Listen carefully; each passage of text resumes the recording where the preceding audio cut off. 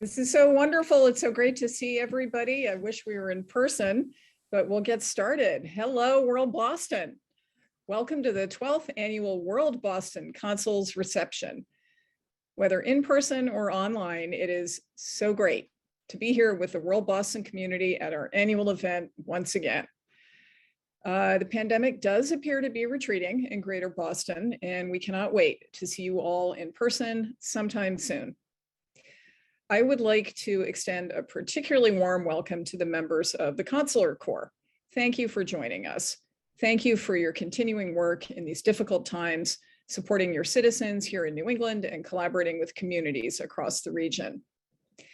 As I hope most of you know, the mission of WorldBoston is to foster international engagement and global cooperation. Thank you sincerely for being part of this mission.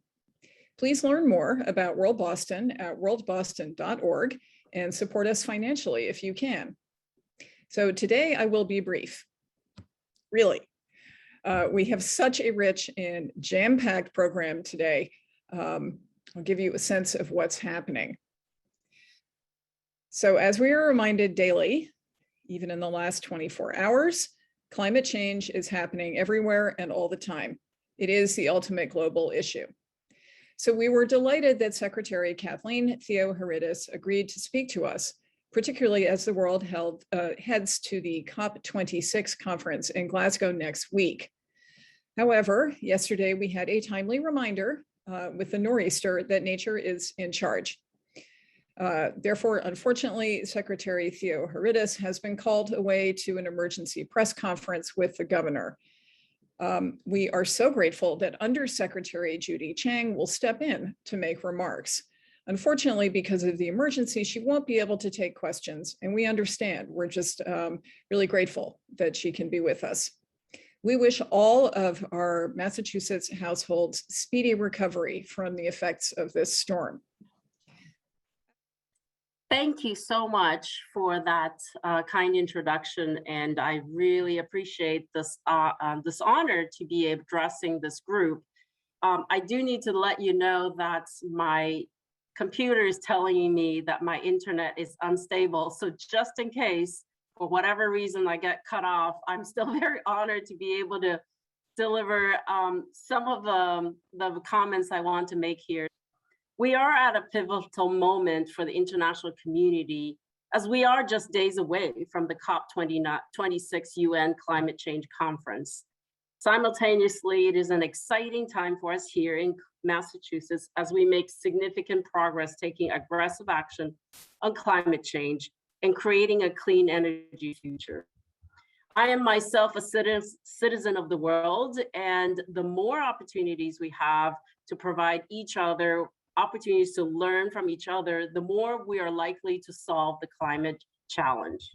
I'm very happy to speak with you today about the work we're doing in Massachusetts in taking on the challenge of climate change and to build a more resilient state as we head into this critical opportunity for states and nations to come together through diplomacy and partnership for action. WorldBoston has played a key role in promoting international engagement as we head into this climate summit, connecting thousands of current and emerging leaders from around the world. Today, your efforts is as important as ever, and I'm very pleased to be here to address this audience. To start, it is important to address climate change, its impact right here in Massachusetts and in New England. This information you see on the slide is from our 2018 State Hazard Mitigation and Climate Adaptation Plan, which is our statewide plan to prepare for the impact of climate change. We have much work to do to prepare for the future and to mitigate all of our actions that we take on today. I just drove down from Massachusetts, actually down to Rhode Island in this nor'easter of the first one in this winter.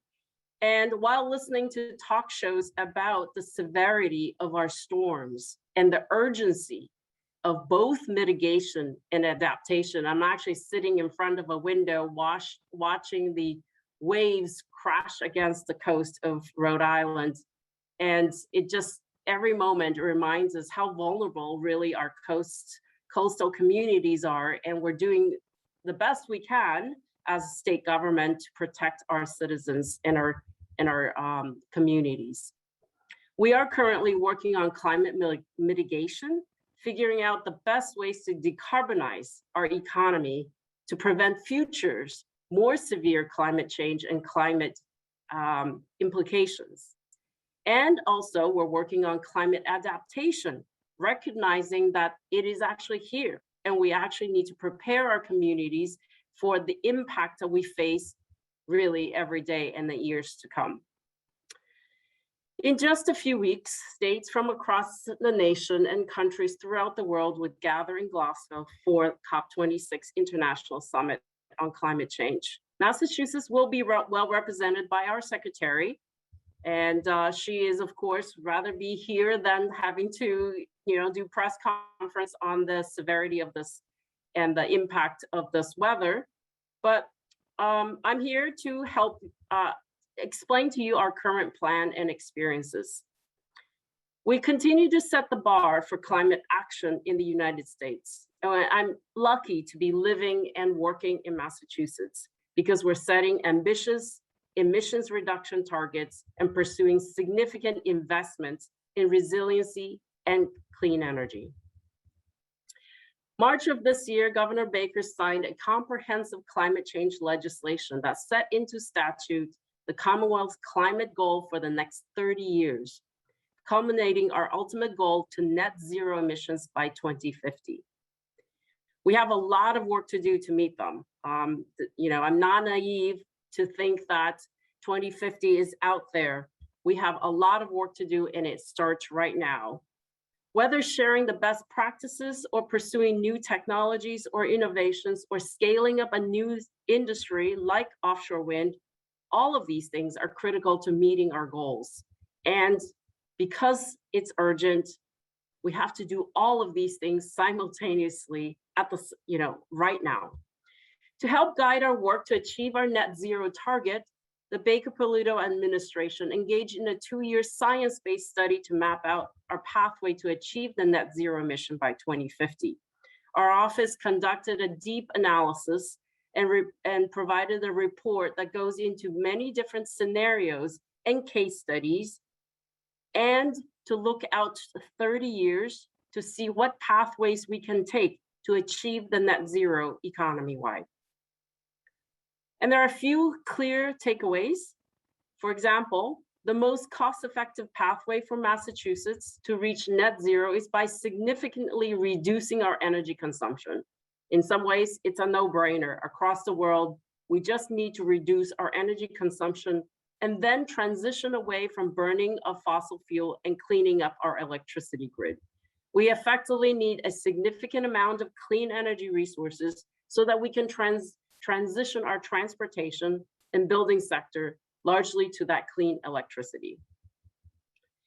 The Baker-Polito administration and the legislature have a long-standing bipartisan record of partnership that has helped us make great progress in Massachusetts in our efforts to take on the generational challenge of climate change. It is a model for how the US could go about passing important climate change and environmental laws. The climate legislation signed by Governor Baker this March included many important elements, and a few of them include: it first codifies into law the limits set by the administration earlier, committing the Commonwealth to net zero by 2050. It increased our branch of government authorization to solicit another 2,400 megawatts of offshore wind resources. It will make our appliances more energy efficient and allow our cities and towns to opt in to a highly energy efficient stretch building code for newly constructed buildings. And it includes new and a nation-leading provision that will help us protect our environmental justice communities, including, for the first time, requiring our Department of Environmental Protection to develop regulations to assess cumulative impacts as part of our permitting process for energy projects. We're currently working to develop and finalize our clean energy climate plan for 2025 and 2030 by the mid-year next year, which will comply with the climate legislation and incorporate many of the suggestions provided in previous interim clean energy climate plan, as well as the public comments received. We're re-examining the portfolio of policies in the interim that was presented in the interim 2030 the Clean Energy Climate Plan, and analyzing additional strategies, policies, and actions that can help the Commonwealth achieve at least 50% emissions reduction by 2030, while protecting and enhancing carbon storage on our natural and working lands. We'll also examine the costs and benefits of those policies, their potential impact on and benefits to environmental justice communities, and measure or tracking their implementation over time. This is not a small task.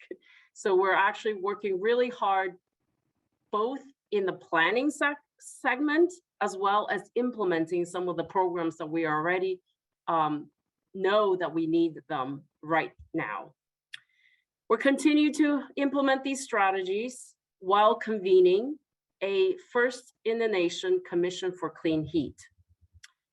A month ago, the governor signed an executive order that establishes this commission, the first of its kind, that will bring together diverse experiences and perspectives, including representatives from the fields of affordable housing, energy efficiency, building design, construction, healthcare, heating system design technology, real estate, and heating fuel distribution.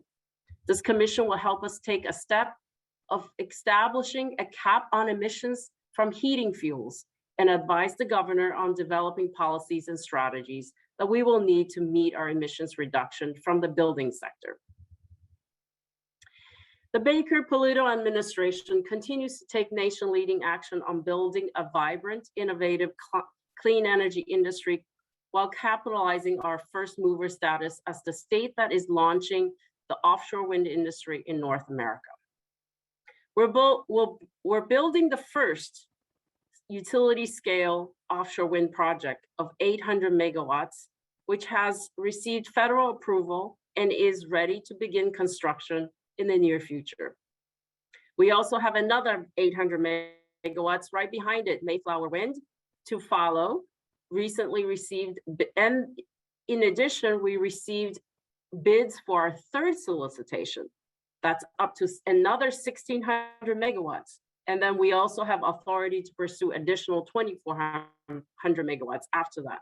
So offshore wind is really one of the main pillars of our pursuit for clean energy and transitioning the rest of the economy to a clean electricity grid. Earlier this month, Governor Baker filed historic legislation to direct a once-in-a-generation, game-changing investment to spur the next phase of clean energy innovation in Massachusetts.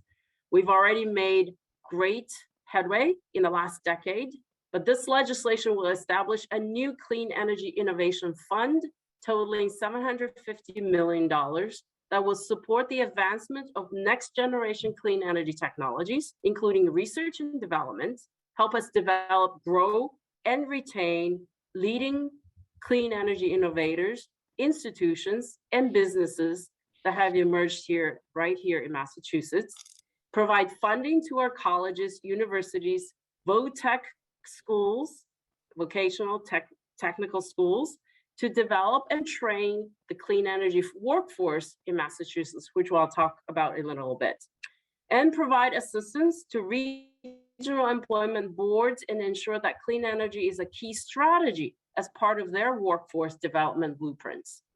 To do this, we will put Commonwealth in a position to help secure significant federal funding as well in support of clean energy future.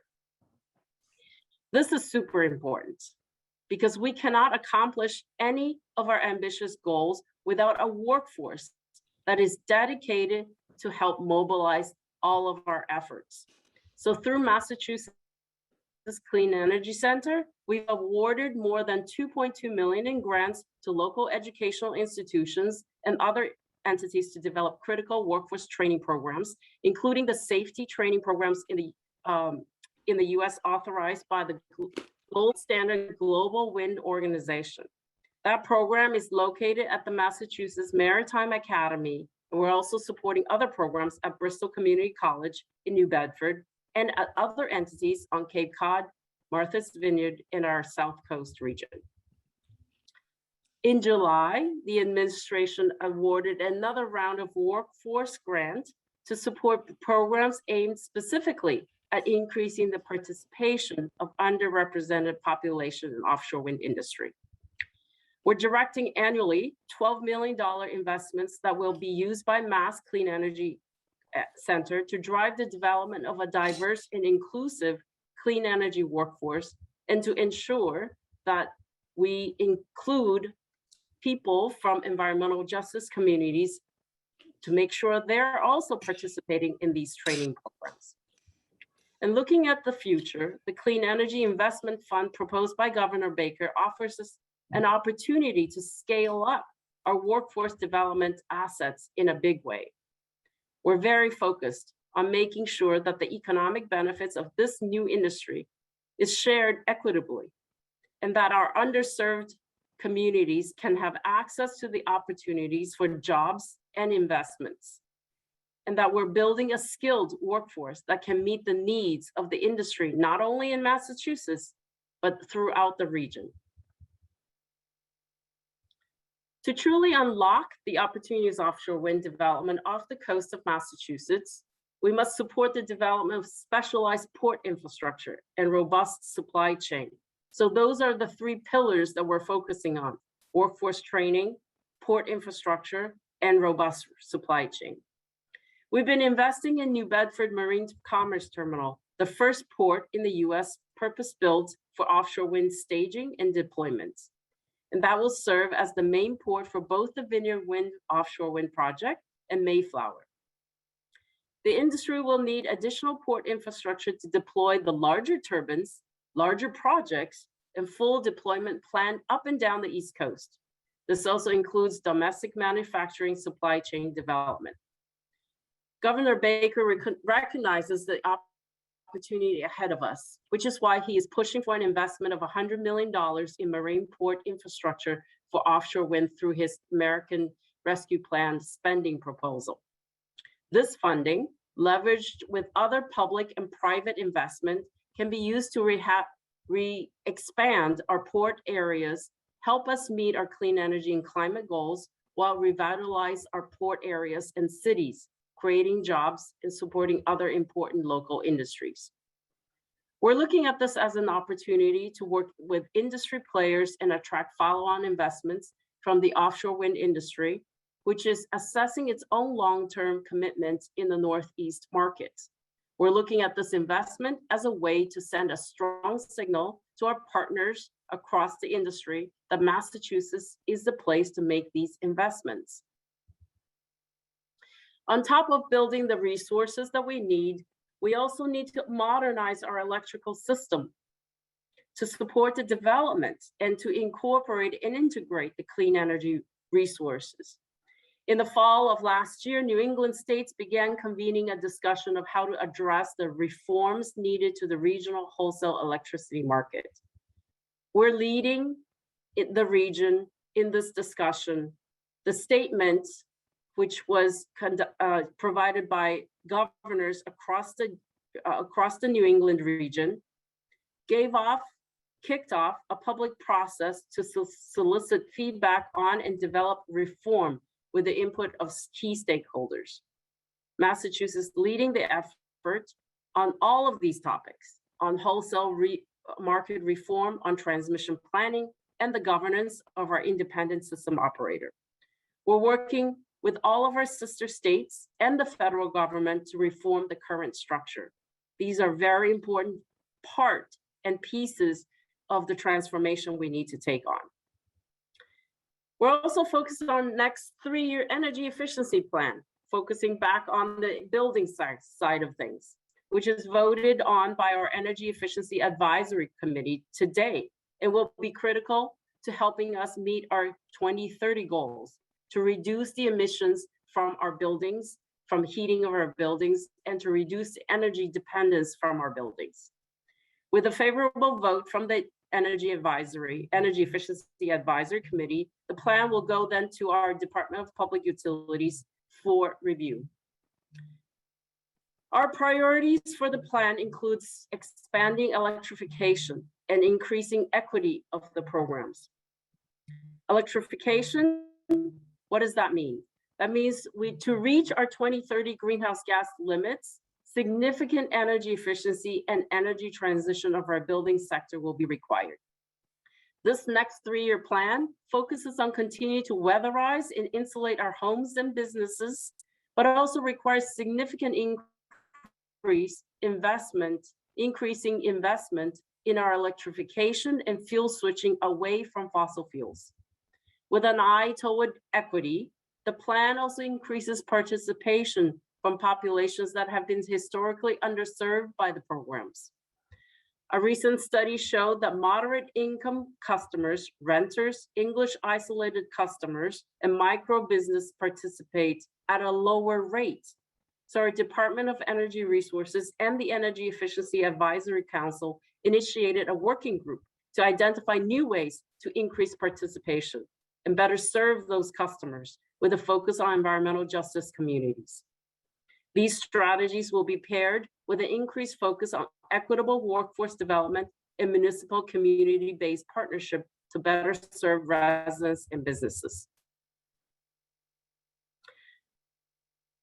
Just like today, the things that we're facing with the weather today, we must acknowledge that even if we achieve net zero by 2050, we're still faced with significant challenges from climate change right now, moving forward. And the recent IPCC report made that very clear. So we're also focused on doing everything we can on that adaptation to prepare our communities and the entire state to become more resilient to the impacts we're likely to see here in Massachusetts. I want to showcase just how much of focus we put on resiliency, which is in combination with mitigation efforts, are critical to fighting the impact of climate change. Our Municipal Vulnerability Program uses this working definition of climate resilience, and it's woven in every aspect of the program.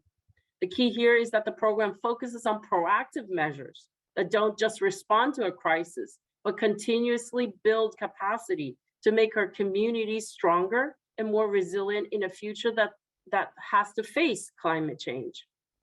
Throughout the state, there are 370 miles of revetment and seawalls, 3,000 dams, 300 of which are deemed high hazard, and more than 25,000 culverts and small bridges, mostly constructed over 70 years ago. And many of these need revitalization, rebuilding, and rebuilding to a new standard. At the local level, there are over 1,100 municipally owned coastal structures and 62 coastal communities that need significant funding to bring these structures back to their operational levels. Beyond these immediate work, the associate cost is the financial need for the communities to retrofit existing structures to ensure they're equipped to handle rising sea levels and more intense storms that we see today. Climate change also presents significant economic impact for our states and the Northeast region as a whole. We're projected to experience some of the most drastic impact of climate change, from extreme temperature to drought that impact our crop yields and our agricultural industry, to significant inland flooding, threatening our homes, businesses, on top of coastal challenges. While programs like MVP, the Municipal Vulnerability Program, provides a large financial resource to our cities and towns, we know that the demand is far greater than we currently able to provide. In June, Governor Baker filed a proposal with the legislature to dedicate $2.9 billion of the $3.3 billion total in federal funding through the American Rescue Plan Act to jumpstart the Commonwealth economic recovery and support residents hardest hit by the COVID-19. As part of this program, the administration is proposing to direct about $1 billion in funding for critical energy and environmental initiatives. Governor Baker's plan for environmental investments focused on 4 major areas: water and sewer infrastructure, climate resilient infrastructure, park recreation and open spaces, and a new area for marine port infrastructure. Governor Baker has been clear that he feels these funds must be put to use quickly to address the challenges facing the state, which includes a need for increased momentum toward our critical net zero greenhouse gas emissions goal for 2050. This proposal will prioritize distribution to environmental justice communities and will focus on expansion of existing and proven programs to ensure that the funds goes to where it's needed. This picture, changing topic a little bit, is from our 2019 report, when GE shipped its 107-meter, 42-ton Haliade X offshore wind blade from its manufacturing facility in France across the Atlantic Ocean to the auto port in Charlestown, Massachusetts, so that it could undergo critical durability tests in our Wind Technology Testing Center, the largest wind blade testing center in North America. This is an example of public investments supporting private innovation and ultimately durable, needed climate solutions for all of us. 60 turbines using the GE technology will power the first 800-megawatt Vineyard Wind project, which will deliver enough clean energy to power 400,000 Massachusetts homes. Whether it's offshore wind or resiliency, we all have a role to play. I always tell people, you know, especially my children, we all have a role to play, whether it's conservation or reducing the energy consumption that we have. We all need to help each other to realize a better, a healthier, and more resilient future. Here in the state, we know how important that the European experience is to our ability to successfully launch the offshore wind industry here in the United States. And we're grateful for collaboration from our partners across various countries, particularly through their consulates here in Boston. And I see many familiar faces on this call. Thank you very much for your collaboration, and I look forward to continue working with all our partners across the Atlantic to make this happen. We've been fortunate to have such great partners from around the world, particularly because Boston is such an attractive place to live, learn, and grow. These partnerships are critical to Massachusetts, particularly in the area of climate mitigation and adaptation. So with that, I just want to thank you to the team of WorldBoston for all of your efforts. We have tons and tons of work ahead of us. And as we take on climate change, decarbonize our economy, and build resilient communities, I look forward to working with all of our partners. And I look forward to our continued partnership with our fellow states and internationally on these important initiatives. I personally hope that COP26 springs us forward to more international agreements to combat climate change. Thank you very much for this opportunity to address you. Great. Thank you so much, Undersecretary Chang. We really appreciate your remarks, and we appreciate you stepping in to be with us during this extreme weather situation. So as I mentioned, unfortunately, because of the storm, Undersecretary Chang will not be able to take questions, but we do have just a quick moment now with Consul General Peter Abbott of the UK, as his country is about to play host to a lot of people to talk about this matter. So go right ahead, Peter. Thank you very much indeed, Mary, for giving me this opportunity just to say a few words. And it's a great pleasure to come after Judy Chang, who has been such a fantastic force for good, I think, in Massachusetts. And Massachusetts as a state has shown such tremendous leadership on climate issues, as Judy has set out, not just through the legislation that Governor Baker signed into law in March, but in particular on offshore wind. And Massachusetts is really a leader, I think, both in terms of its net zero legislation and in terms of the offshore wind industry in the United States. And we're really grateful from a sort of slightly parochial point of view for the partnership with the UK that Judy, Secretary Theoharides and Governor Baker have shown to us. And I think, you know, it's increasingly important that we do work together to combat climate change. We've talked about the nor'easter.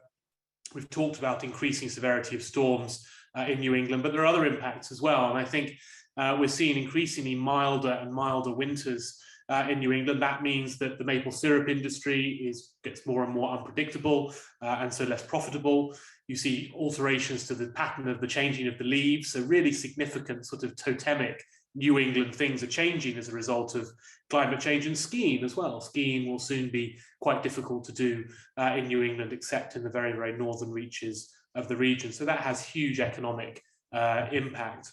Rising sea levels. I saw a statistic earlier on today that says Boston is number four on the list of global cities likely to be most affected by rising sea levels in terms of the impact on real estate. And that's the context ahead of the meeting of COP26 that starts next week in Glasgow, that we are co-sponsoring, co-hosting with our friends the Italians. I don't know if Federica is here on the call with us this evening, but it's a real partnership effort. This is the largest meeting the UK has ever hosted in our history. 130 and counting world leaders coming to Glasgow for the World Leaders Summit on Monday and Tuesday. It's the largest meeting ever. We have to keep that 1.5 degrees of warming, that target set in Paris 6 years ago, keep that in reach, and try to get every country in the world to commit to halving emissions by 2030. It's fantastic that New England will be so well represented at COP26. Obviously, Secretary John Kerry, Gina McCarthy, Secretary Theoharides, and many, many others from across New England will be traveling to Glasgow over the next few days to represent this fantastic region in Scotland. But just in closing, what COP26 does for all of us, whether we're going to Glasgow or not, gives us an opportunity to reflect on how we are progressing in our fight against climate change. I have 3 young children, and I am doing all of this for them because it's really them and their children who will inherit either a warming planet or a planet where carbon emissions are trending downwards. So thank you, Mary. Thank you, WorldBoston, for hosting us this year. I'd hoped we'd be back in person, but not quite yet, maybe in 2022. Thank you very much. Great. Thank you so much, Peter. And